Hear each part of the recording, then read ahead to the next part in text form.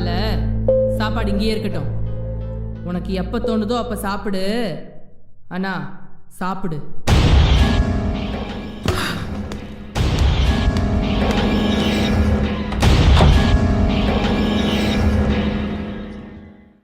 தோழர், தோழர், சொல்லுங்க தோழர். எல்லாத்தையும் நீங்க கேட்டுட்டீங்கல்ல தோழர்? ஆமா தோழர்.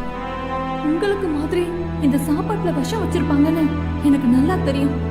நீங்க என்ன நினைக்கிறீங்க தோழர்? வச்சிருக்கலாம், எல்லாமே இருக்கலாம்.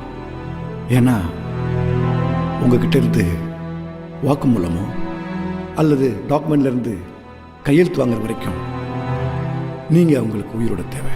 தோழர், அப்புறம் பேசலாம் தோழர்.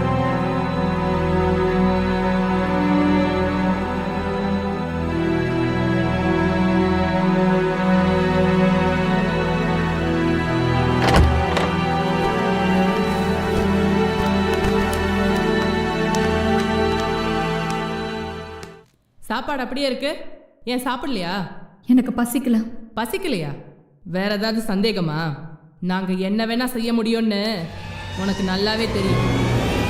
ஆனா உண்மையை வாங்குற வரைக்கும் நாங்க ஒன்றும் செய்ய மாட்டோம். உண்மையை வாங்குறோம், உண்மையை வாங்குறோம்னு சொல்றீங்களே, எந்த உண்மையை வாங்க போறீங்க? நீங்க சொல்றத அப்படியே ஒத்துக்கிட்டு உங்க கைக்குள்ளேயே மாற சொல்றீங்க, அப்படிதானே? உண்மையை சரியா புரிஞ்சுக்கிட்ட. இப்பதான் நீ பழைக்க தெரிஞ்ச பொண்ணு. நாங்க சொல்றத மட்டும் கேட்டு நீ ஒழுங்கா ஒத்துழைச்சனா நீ காரு பங்களான்னு செட்டில் ஆயிடலாம். அதுக்கு நான் பொறுப்பு.